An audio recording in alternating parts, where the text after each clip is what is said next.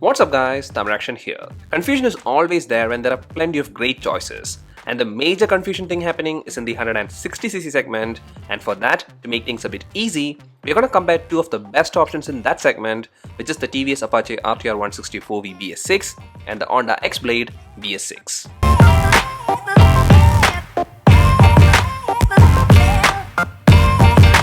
Like all our comparison videos, there are 5 factors under consideration, which are the design and build quality, specifications, ride quality and comfort, mileage and price. And let's start things with our first factor, which is the design and build quality. Well, here with the design of both these bikes, I really like what both companies have eyed for. They didn't alter their previous gen design, but instead just tweaked some areas and overall did keep the old design intact. And to be frank, I do like this approach, because it's like if ain't broken, don't fix it approach, and here the X-Blade's design was a sure standout and unique one, while the RTR 164V's was a classic RTR style one. Both does have a very different design schematic, and here as you can see, the X-Blade is more of a sharper and angular bike, while the RTR 164V is more of like an aggressive looking beast mode style one.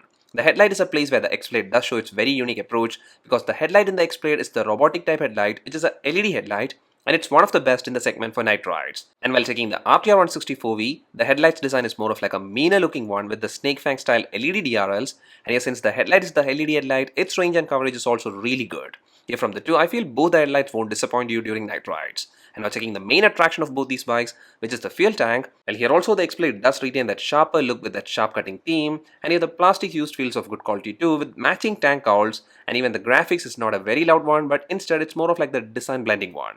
And about the fuel tank's capacity, it's 12 liters. But with the RTR 164V, the tank's design is a totally different one, which has more of a curve for the proper tank hold, and also the cowl does lean forward a bit more. And then the graphics is the typical race inspired one, which is attractive, and even the fiber used is of good quality too. And actually the tank capacity is even the same, measuring 12 liters. Then checking in the rear section, well both the bikes are, to be frank, well designed and very attractive. X-Blade gets the T-shaped taillight with unique style split grab bars which are comfortable for the pillion to hold, and also the rear tire auger is a neat and handy head-on.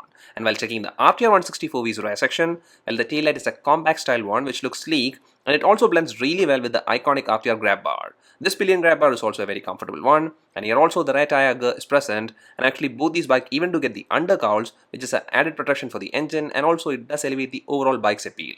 Then checking the handle section, well the handlebar used in both the bikes is the straight type handlebar, and here both of them have the same type of switch controls on the left side. There is the dim right toggle, pass light control and horn, but on the right side, well the X-Blade does have the upper hand of getting the SR toggle as an extra, but the other two toggles are common, which are the engine kill switch and the self start switch. And about the speedo console, well both bikes gets the fully digital meter with different type of backlighting, in which the RTR 164V has a amber one and the X-Blade gets the white one.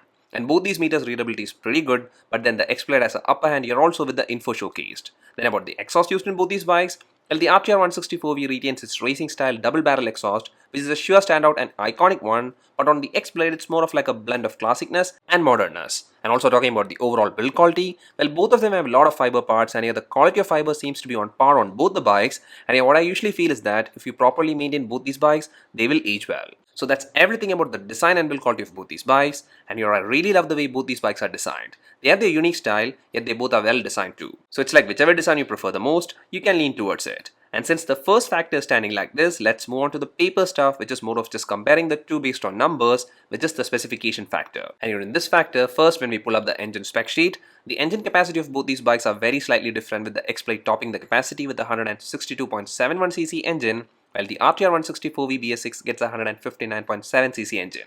But here the max power generator is better in the RTR, while the max torque is slightly better in the X-Blade. But then both these engines are 4-stroke single-cylinder fuel-injected BS-6 standard one, with the RTR being an oil-cooled engine and the X-Blade's one is an air-cooled one. Then about the body dimensions, well they are almost close in number with the general stuff, but then with the weight, the RTR is the slightly heavier one, and also the RTR does get a big advantage with the ground clearance. But that said, while checking the brakes used, well both the bikes have two variants, and here the X-Blade does get a slightly better spec brake option in both the front and rear, and also both the bikes are single channel ABS bikes.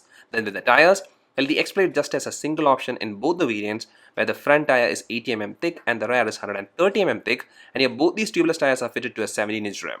But while checking the tires used in the RTR 164V, well in both the variants, the front tire used is 90mm thick, and it's fitted to a 17-inch rim, but the rear tire measurement varies based on the model we choose. If you go for the drum variant, the tire thickness will be 110 mm, and if it's the disc variant that you're going to go for, then it's going to be 130 mm thick. And here also all variants does get tubeless tires. And lastly, about the suspension used, well, the X-Blade gets a front telescopic suspension and a rear monoshock one, and similarly the RTR 164V also gets a front telescopic one and a rear monoshock one. So this is everything for the specification, and here both these bikes are very close in most of the specs, and that makes picking a winner a very complex thing, and that's the reason we have a third factor, which is the ride quality and comfort. And let's start with the RTR 164V BS-6, and this time TVS has actually perfected the engine. They have finally tuned it well, so there is really good smoothness and refinement, and also at the same time they did keep the power output high. So here the experience is very enjoyable, and also you get the advantage of hitting the 100 km/h mark with ease. And here during my testing for a speed range from 0 to 95 km/h, there was barely any vibration or disturbance from any parts,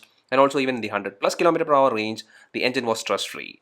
This BS-6 engine in the RTR 164V is a perfect TVS engine, and that's what makes this RTR a surely better option than all the previous generation RTRs. But then here the comparison is with the X-Blade, which also has an impressively refined engine. It was an expected thing because even the previous gen X-Blade did have a smooth engine, and here this one is surely one step above that. And here the speed gain is at a slightly quicker pace in the initial gears because of the improved torque, but then for hitting the 100 km/h mark, it's not going to beat the RTR in a straight track.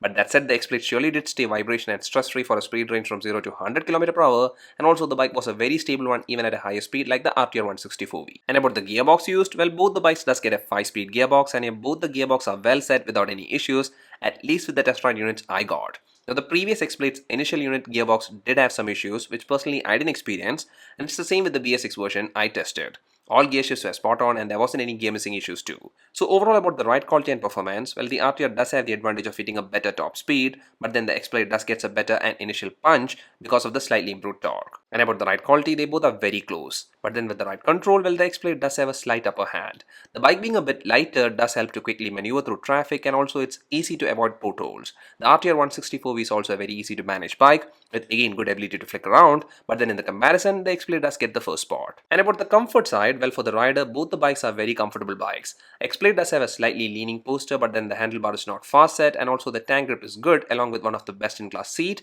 and it even has a really good soft set front and rear suspension.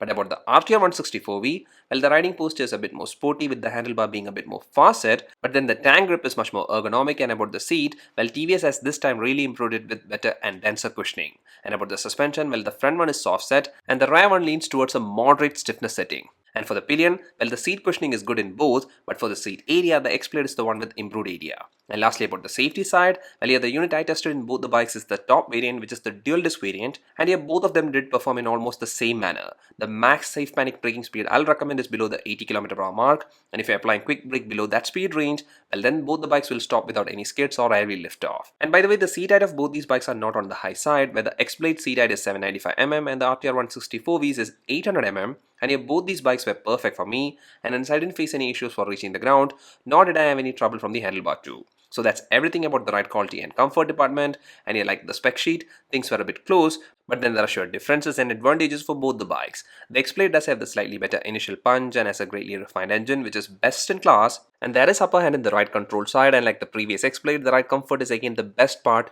about this bike. The RTR 164V BS-6 does stand out in terms of the overall power generated, and this time TVS did refine and perfect the RTR engine, and also the bike surely saw improvements in the ride comfort side too. And also the bike does get a unique feature, which is the glide through technology, with which you can move the bike at a very slow pace with just the clutch. So now that we have finished the third factor, let's move on to the fourth one, which is the mileage. Now the number I'm going to quote is the approx value we got during our testing in good scenarios, and please do note this is the mileage we got, and for you it might be totally different because mileage totally depends on the riding conditions and riding style. And now for the number, well, the X-Blade did get a mileage of approximately 58 km/L, and the RTR 164V gave a mileage of approximately 53 km/L. So there is very slight upper hand in terms of the mileage for the X-Blade, but then the RTR does pull things back when we check the next factor, which is the pricing. This is the present ex-showroom pricing of both the bikes, all variants in Kerala, and here as you can see, the X-Blade is the pricier bike of the two. There is like a approx value of 5,000 to 6,500 difference with their respective variants. So I guess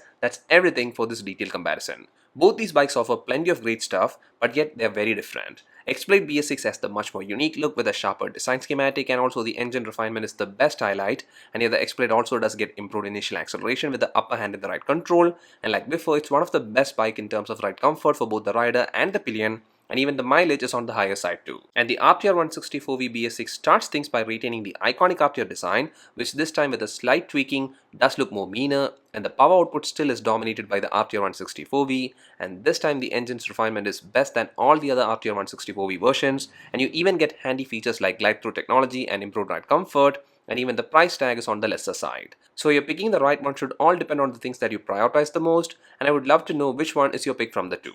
Please leave that in the comment section below, and also if you like this video, a like is much appreciated and a sub to the channel will be awesome. I'll see you in the next one. Till then, bye, and always ride safe.